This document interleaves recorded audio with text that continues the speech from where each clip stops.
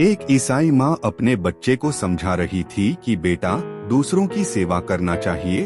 भगवान ने तुम्हें इसीलिए बनाया है कि तुम दूसरों की सेवा करो। बेटा बुद्धिमान था उस छोटे से बच्चे ने, और छोटे बच्चे अक्सर ऐसी बातें पूछ लेते हैं कि बूढ़े जवाब न दे सकें। उस छोटे बच्चे ने कहा, यह तो मैं समझ गया कि मुझे इसलिए बनाया है कि दूसरों की सेवा करूं। दूसरों को किस लिए बनाया है, इसका भी उत्तर चाहिए। माँ जरा मुश्किल में पड़ी होगी, अब क्या कहे? अगर कहे दूसरों को इसलिए बनाया है कि तुम सेवा करो, तो यह तो बड़ा अन्याय है कि मुझको सेवा करने के लिए बनाया और उनको सेवा करवाने के लिए।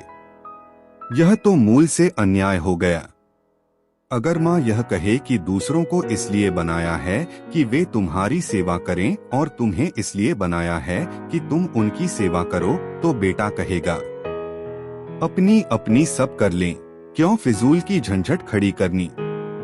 मैं यही कह रहा हूँ, इस दुनिया में बहुत हो चुकी दूसरों की सेवा, कुछ सार हाथ नहीं आया। दूसरों की सेवा के नाम पर बहुत थोथे धंधे चल चुके।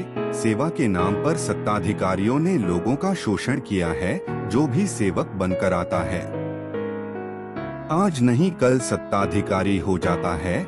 जो तुम्हारे पैर दबाने से शुरू करता है, एक दिन तुम्हारी गर्दन दबाएगा।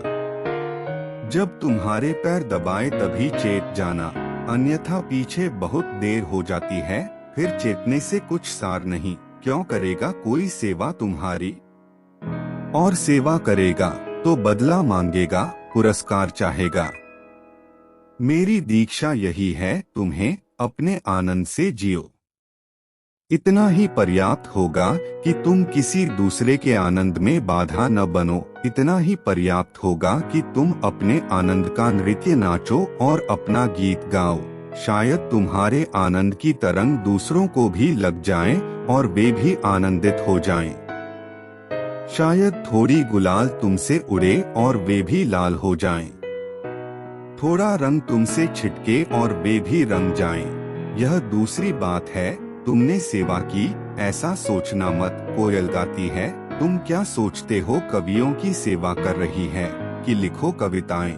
देखो मैं गा रही हूँ। जागो कवियों, उठाओ अपनी कलमें, लिखो कविताएं। मैं आ गई सेवा करने को फिर, कि पपीहा पुकारता है कि संतो जागो, कि देखो मैं पिए को पुकार रहा हूँ, तुम भी पुकारो। मैं तुम्हारी सेवा करने आ गया। तुम इस जगत में देखते हो कौन किसकी सेवा कर रहा है। कोयल गीत गा रही है अपने आनंद से, पपीहा पुकार रहा है अपने रस में विमुग्ध हो। फूल खिले हैं अपने रस से, चांद तारे चलते अपनी ऊर्जा से। तुम भी अपने में जियो। मैं तुम्हें सेवक नहीं बनाना चाहता। मेरे पास लोग आ जाते हैं, वे कहते हैं, आप अपने सन्यासियों को क्यों नहीं कहते कि जनता की सेवा करें? क्यों करें? क्यों किसी की कोई सेवा करे? और कितने दिन से सेवा चल रही है? हजारों साल हो गए, लाभ क्या है? मैं नहीं सिखाता सेवा करना, और इसका यह अर्थ नहीं है कि तुमसे सेवा नहीं होगी। ख्याल समझ लेना, भेद समझ लेना। सेवा तुमसे तभी होगी जब तुम करोगे नहीं, जब तुम अपने आनंद में मग्न हो जाओगे।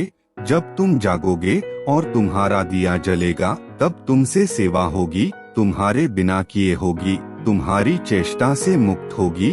तुम्हारा प्रयास नहीं होगा, तुम्हारे भीतर से परमात्मा बहेगा और कुछ घटनाएं घटेंगी, लेकिन तुम उनके कर्ता नहीं रहोगे, साक्षी मात्र।